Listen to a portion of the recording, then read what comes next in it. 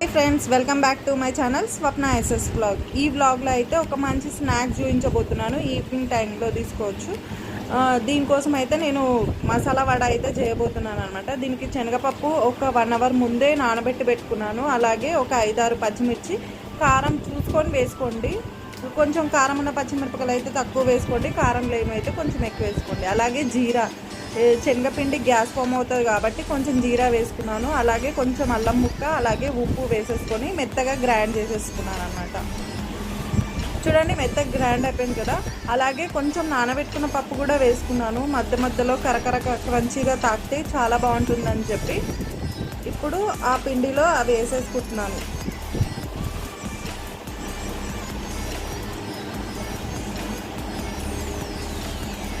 నేను ముందుగా అయితే తోటకూర అయితే తీసేసుకున్నానండి. సన్నగా దరుకున్నాను, వాటర్లో కడిగేసి వేసేసుకుంటున్నాను. చూడండి, కొంచెం ఆకుకూర వేసుకుంటే చాలా మంచిది, ఎందుకంటే పిల్లలకి హెల్త్కి కూడా చాలా మంచిది అనమాట ఆకుకూర. దానికోసమని నేను కొంచెం ఎక్కువగా తీసుకున్నాను ఆకుకూర. ఇంకొకటి వచ్చేసి సోయకూర మామూలుగా పిల్లలకు పెడితే తినారండి. ఇట్లా ఏదైనా స్నాక్లో వేసిస్తే తినేస్తారు, ఫ్లేవర్ తెలియదు కూడా వాళ్ళకి. ఇవన్నీ వేసేసుకొని కొంచెం మంచిగా కలిపేసుకుంటున్నాను. చూడండి, మన ఆకుకూర, ఈ శనగపప్పు ఇవన్నీ బాగా మిక్స్ అయ్యేంత వరకు కొంచెం కలుపుకోండి. నేనైతే ఇప్పటి వరకు ఈ శనగపిండి దాంట్లో వాటర్ అయితే వేయలేదు, ఎందుకంటే ఆకుకూరలో వాటర్ వస్తుంది, అలాగే ఆనియన్లో కూడా వాటర్ వస్తుంది. నానబెట్టిన శనగపప్పు కాబట్టి దాంట్లో కూడా వాటర్ ఉంటుంది కాబట్టి ఒక్క చుక్క వాటర్ వేయకుండా మిక్స్ చేసుకున్నాను అన్నమాట.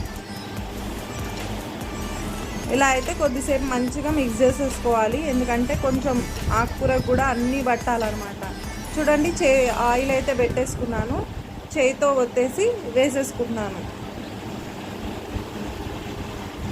ఇలా ఇంట్లో చేసుకుంటే చాలా బాగుంటుంది కదా. కొన్ని చేసుకున్నా కొంచెం తిన్నా కూడా బాగుంటుందని చెప్పి నేనైతే ఇంట్లోనే ప్రిపేర్ చేశానన్నమాట. ఇలా కాయిన్స్ లాగా వేసుకోవచ్చు, మన ఇష్టం అండి.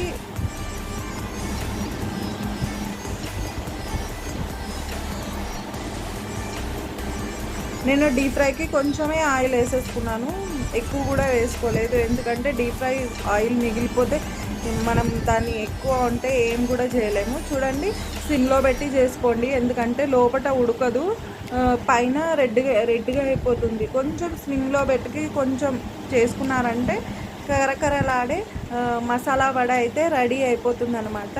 ఈ వీడియో మీకు నచ్చిందని అనుకుంటున్నాను. నచ్చినట్లయితే like, share, subscribe my channel Swapna SS blog. మీరు కూడా ట్రై చేయండి, చాలా అంటే చాలా బాగుంటుంది, పిల్లలకు కూడా బాగా నచ్చుతుందండి.